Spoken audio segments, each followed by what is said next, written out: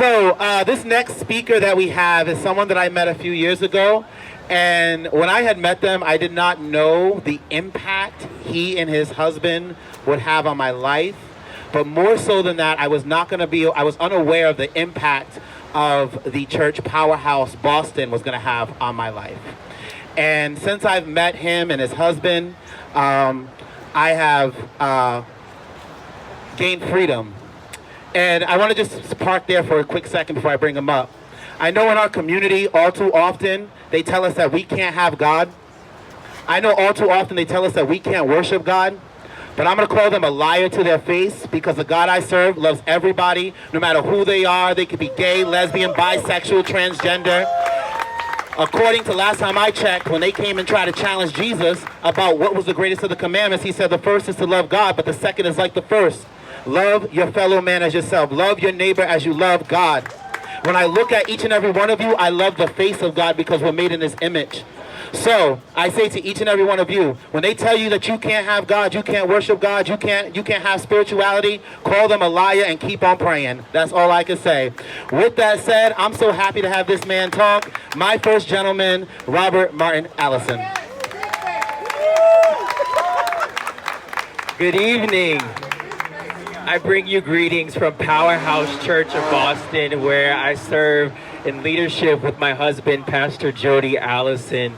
Tonight, we are gathered here together to celebrate and to commemorate our pride. One of the ways in which we do so is by raising of the gay pride flag, a flag that represents healing, serenity, spirit, life, and so much more. A flag that represents the many beautiful individuals that are gathered here tonight within our community. Of course, I am mesmerized at what the flag means, but as I watch the flag, I have become more and more fascinated at what the flag can teach us. Have you ever watched a flag during a storm? Not this little sprinkle that we're experiencing, but a real big storm. Winds, rain, and simply turmoil. It is amazing how the flag during this time doesn't hang low as it does during a sunny day, but as it pulls by the winds during the storm, it flattens out, where one can see its beautiful colors and its identity as if it was a poster on the wall. So I say to you today, just as the flag does during a windy storm, will you too stand showing your identity and pride when you feel the wind of transphobia, the wind of hate, the wind of homophobia pulling at you? Use the opportunity of the storm to show your beautiful colors and identity, to not draw back, but to wave your banner and sachet, your beautiful colors.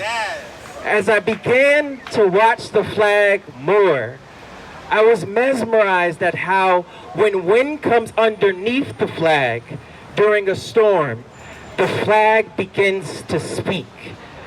You can hear the flag making the noise of a flap, flap, flap. The stronger the wind, the stronger the flag gets by speaking. So I say to you again, during the gust of winds that we face as a community with inequality, will you get loud like the flag during moments of the storm?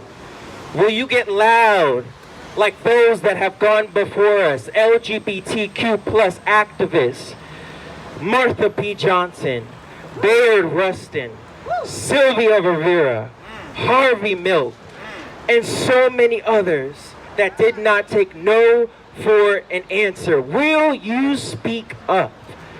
As I began to watch the flag yet again, if it was put in the winds of a hurricane of 100 plus miles per hour, the flag would begin to tear and begin to knot. So I pose the question to you. When we are faced with the hurricane of LGBTQ plus discrimination, will you stand up and begin to tie a knot of love? Begin to tie a knot of peace. Begin to tie a knot of equality that cannot be easily broken.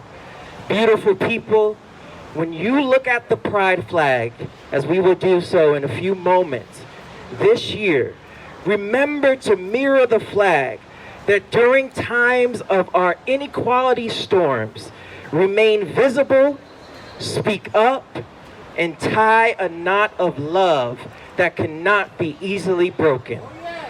God bless you. Thank you, First G. Sorry, thank you, Robert Martin Allison. Thank you very much.